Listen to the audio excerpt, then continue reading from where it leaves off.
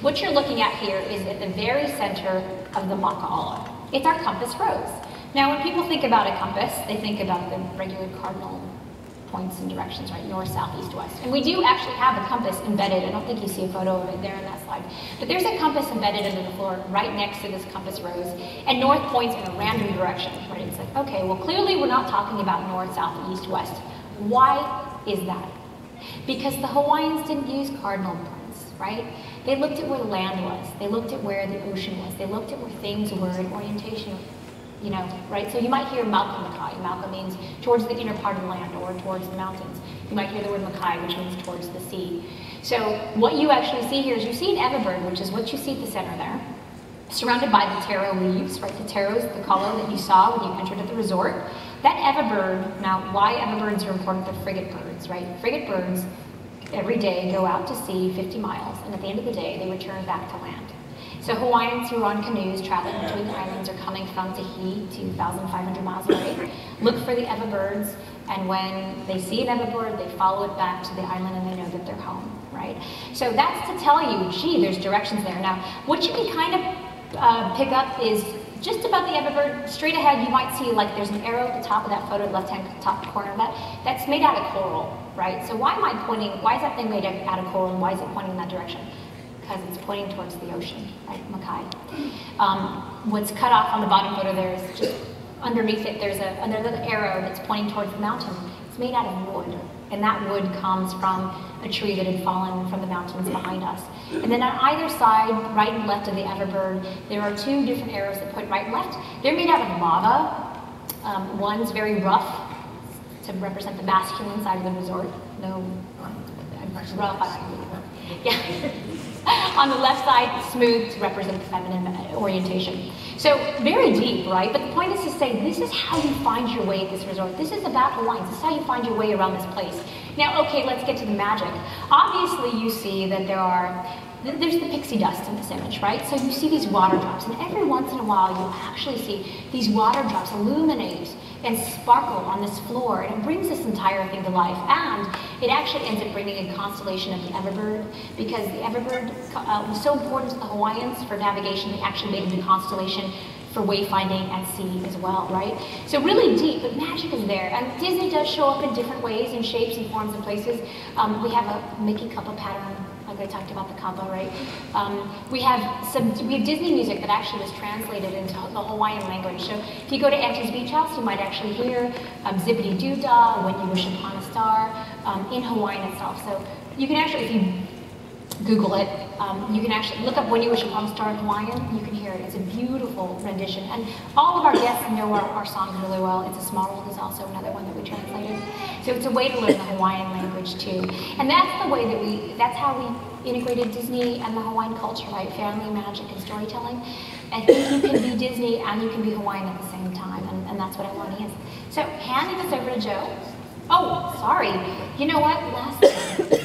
I'm going to stop talking by letting the artists talk themselves and tell you about what it was like experiencing Aulani as an artist.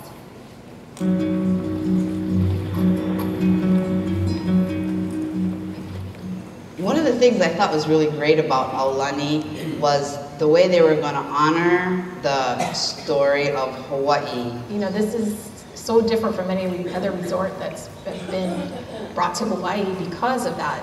They went to the Hawaiian community and they really did ask, you know, for input to make it a better place, not just make it a superficial experience that a lot of times, you know, visitors to Hawaii do receive. But when I went to the Aulani and I saw those different things, I said, that's Hawaiian, that's Hawaiian, that's Hawaiian. So much of our culture is seen as being a museum culture, being dead, being stagnant, something you see in a box. One of the big things that really attracted me to this project was that Disney wasn't wanting that. They didn't want to capture our culture as what you expect to see in the museum. Disney was more interested in capturing us today. Aulani is very interesting because it's not just about using the kapa itself, the cloth itself, but about using a lot of the elements and a lot of the other layers of it. We've been able to replicate the patterns and designs to be used in like the curtains and the duvet covers, and to see it interpreted that way to me is really amazing, because I'm a strict kappa maker.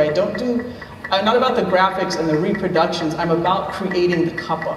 If we stick to the customs and traditions of these people, you will find out our journey will be just as enlightening, and that journey itself will be the thing that all visitors will hope to take when they go to a destination and when they leave the destination.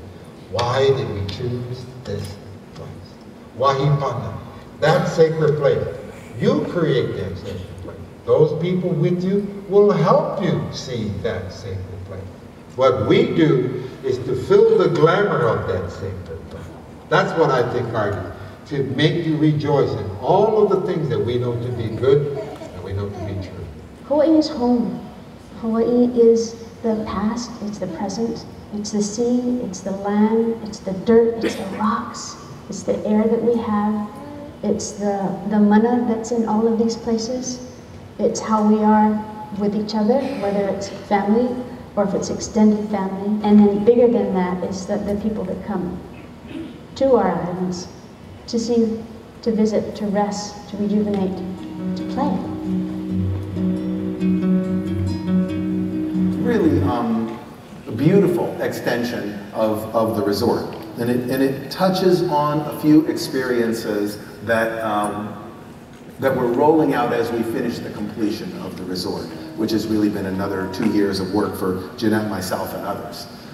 First, there's a specific little area for really little, teeny, tiny visitors. I said everybody is an honored guest. We really wanted to have a place for the littlest, teeniest, tiniest guests. So we have this little toddler pool, Keiki Cove, where the water is like this deep, where the little animal, you know, things that are carved in the rock are really obvious, so you can really find them. You know, it squirts out water, and where parents can sit comfortably, and the kids can splash and play in the water, and they're not competing with 14-year-olds, and they're not unwelcome at the grown-up pool, and you don't have to freak out that they're going to flip over upside down in 4 feet of water. It's like for them.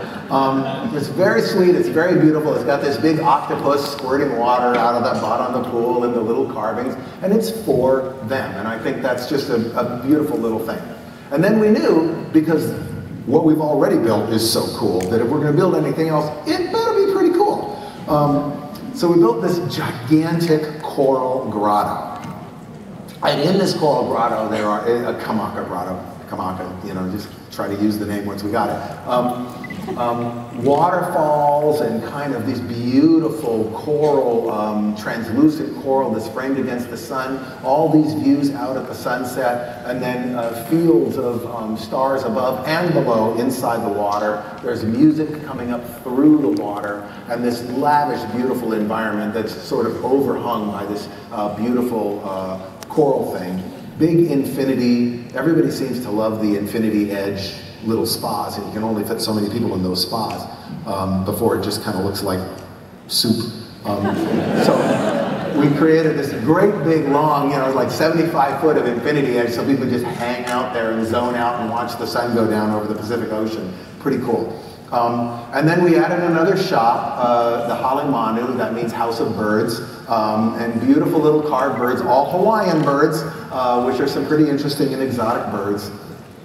We're adding more food capacity. There's another little cafe, Ulu Cafe, which is all built around themes of Hawaiian kites and wind. These are all important. This whole area that we're adding is all built around myths and legends and ideas about Maui, who is not only an island, but is one of the most important cultural figures in the entire Pacific, not just in Hawaii. The legends of Maui go all the way back to Papua New Guinea.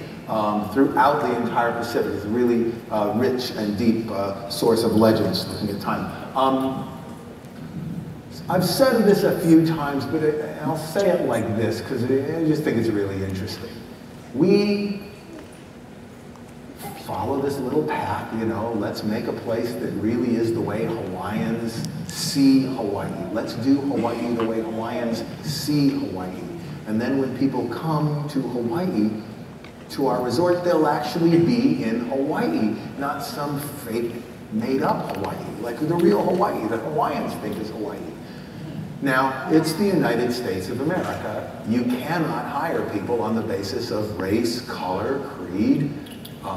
You have to hire who comes, right?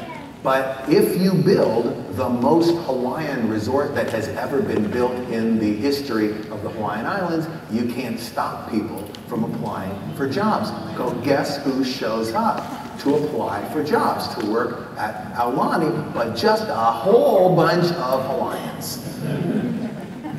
And if what makes Hawaii, Hawaii is Hawaiians, then guess who gets to make all the caste protocols?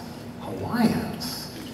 So our Disney resort, which is very Disney, and those of you who've been there I think can attest to the fact that it's very Disney, is actually organized with a whole bunch of philosophies of behavior. You can see them posted right up there, that all come from Hawaiian culture. The richest, the best, the most important thing you could do for yourself at Aulani is not float around the pool, which is fabulous, or have a meal in the restaurant, which is also fabulous, or go to the spa, which is really, really great. It is to relate to these people who are all around you, who are so proud to be there, so proud of how this presents them, that they are just wonderful people to relate to, just wonderful people to be in the presence of. And as good as we are, and I do think we are pretty good at what we set out to do, you couldn't make people behave this nicely. You can't make people be this gracious and this sweet and this generous and this welcoming. They just are that way. And that is what makes Hawaii unique. It's all those incredible cast members who now are becoming that culture. I have one last story about this, and then I will shut up. This is the Pico Stone, the navel stone of Aulani. Before we had built a thing, Auntie Nettie, who is the kahu, the kind of sacred keeper of the land traditions of this land, went out onto the site upon which Aulani was going to be built, and she did her various protocols and meditations, and she determined before we had built a thing where the spiritual center of this land was. Not the geographic center, not the measured center, but the spiritual center of this piece of land where we were going to build this thing that was supposed to be a real and living thing. We marked that with a little construction stake, and we redesigned the whole pool to create a little quiet space around it so that we wouldn't build, I don't know, a bar on top of it. Preserved it. As we kept altering the site, we kept resurveying and moving the stake so we knew where that place was. And about 2 months before we opened, Auntie Nettie comes to me and says, you have to go find a stone to mark this spot. You are the leader of the Disney people, you have to find a stone. And I know enough now about Hawaii, know that I can't just go walking off into some other piece of land and find a stone. That makes no sense to anybody who knows anything about Hawaii. So this stone is supposed to come from here. We're like, where the hell am I gonna find a stone? It's a resort. So, and suddenly I just had this flash. This is like a really Hawaiian chicken skin kind of thing. Like 2 years earlier, when we were clearing the site to build the resort, I'm standing there on the construction site in the sun with my little brown Imagineering hard hat on, and there's this giant front end loader, and it's digging up these giant hunks of coral stone out of the ground, and they're dumping them all in a big flatbed truck, and I'm like, what are you going to do with all that? And we're going to drive it off to the, quarry. No, don't throw that away. I'm like, well, why not? Well, I don't know. I don't know. But don't do it. So they didn't. They kept all these rocks, right? And they took them and they just kind of dumped them on the site over on a parking area where the construction workers park. Never gave it a second thought until I'm sitting there looking at Auntie Nettie, and then I'm like, oh, the rocks, the coral rocks, it's the coral rocks. So I go out there at the end of the day and I'm climbing all over these rocks, and I swear it could have been like that 24 Hours movie, because nobody leveled them. They're just sitting there.